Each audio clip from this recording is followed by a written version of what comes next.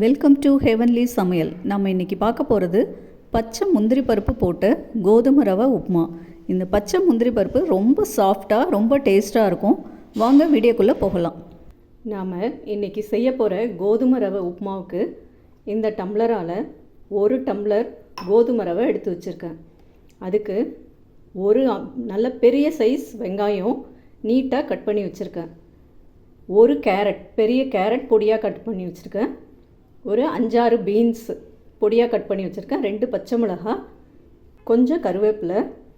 இது பச்சை முந்திரி பருப்பு, காஞ்ச முந்திரி பருப்பு இல்லை, பச்சை முந்திரி பருப்பு.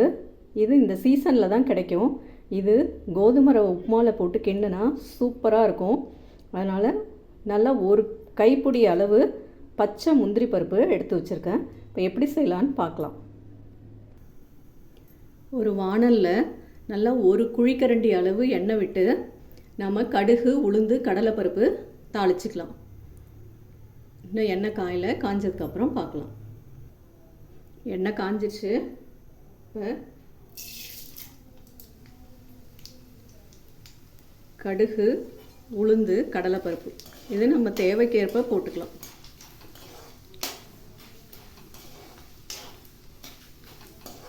இது நல்லா பொரிஞ்சதும் நம்ம வெங்காயம், கேரட், பீன்ஸ் நம்ம கட் பண்ணி வச்சுருக்கிறதெல்லாம் போட்டு, முந்திரி பருப்பு இப்போ போடக்கூடாது, நம்ம அப்புறம் கடைசியாக தான் போடணும்.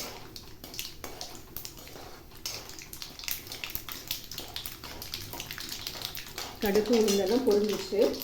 இப்போ வெங்காயத்தை போட்டுடலாம்.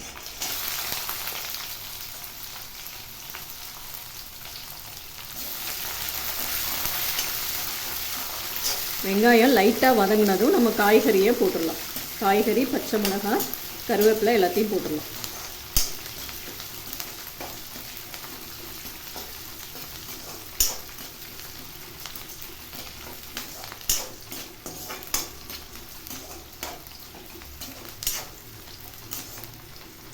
பச்சை முந்திரி பருப்பு இந்த சீசனில் கிடைக்கிறத வாங்கி நம்ம இதை உப்புமா செஞ்சால் ரொம்ப டேஸ்ட்டாக இருக்கும். இப்போ வெங்காயம் ஓரளவு வதங்கிடுச்சு. இப்போ காய்கறி, கருவேப்பிலை, பச்சை மிளகாய் எல்லாத்தையும் போட்டுடலாம்.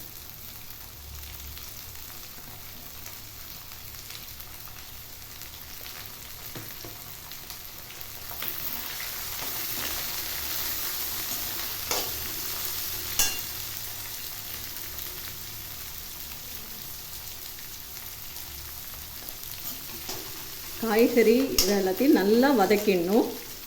நம்ம நல்லா வதக்குனதுக்கப்புறம் பார்க்கலாம். காய்கறி வதங்கிட்டு இருக்கு. இப்போ நாம் எடுத்து வச்சுருக்கிற அந்த கோதுமை ரவைக்கு 2.5 டம்ளர் தண்ணி. அந்த டம்ளரால் 1 டம்ளர் எடுத்துருக்கோம். 1 டம்ளர்னால் 2.5 டம்ளர் தண்ணி விட்டு அந்த கொதிக்கிறப்ப கோதுமை ரவையும் நம்ம முந்திரி பருப்பையும் ஒன்றா போட்டுடலாம். காய் நல்லா வதங்கினதும் நம்ம கோதுமை ரவையை ஒரு பரட்டிடலாம்.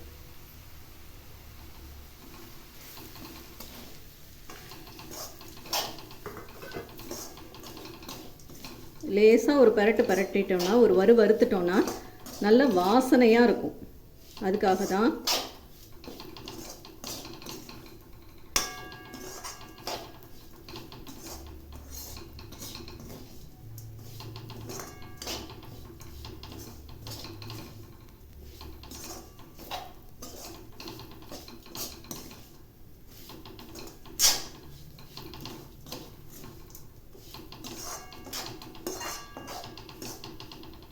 ஒரு பரட்டியாச்சு.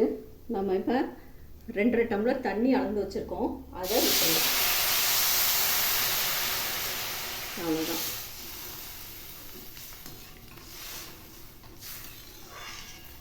தேவையான உப்பு, இது முந்திரி பருப்பை போட்டுடலாம்.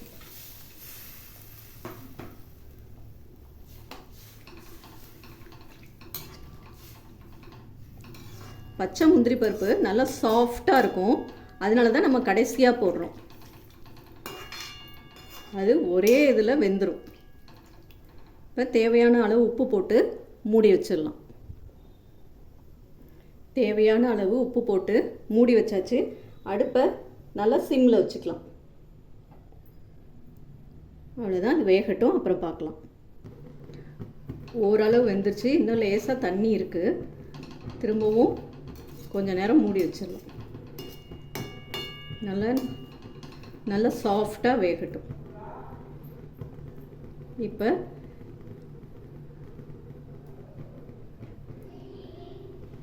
இது மேலே சும்மா கொஞ்சமாக ஒரு 1/4 ஸ்பூன் நெய் விடலாம். நல்லா டேஸ்ட்டாக இருக்கும். பாருங்கள், 1/4 ஸ்பூன் தான், கொஞ்சமாக நெய் விட்டால் நல்லா டேஸ்ட் இருக்கும்.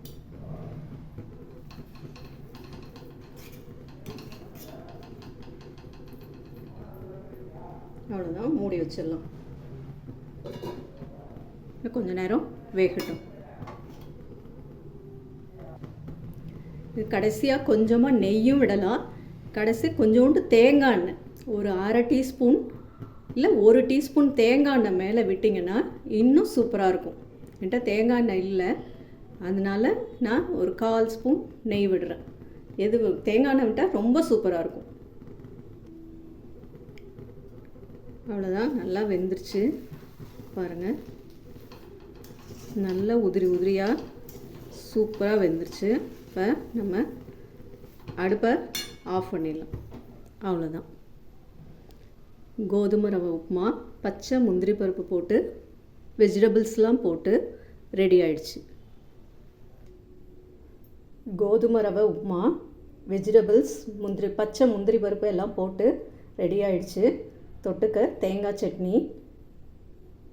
Super, thank you. கண்டிப்பாக ட்ரை பண்ணுங்கள், கமெண்ட் பண்ணுங்கள்.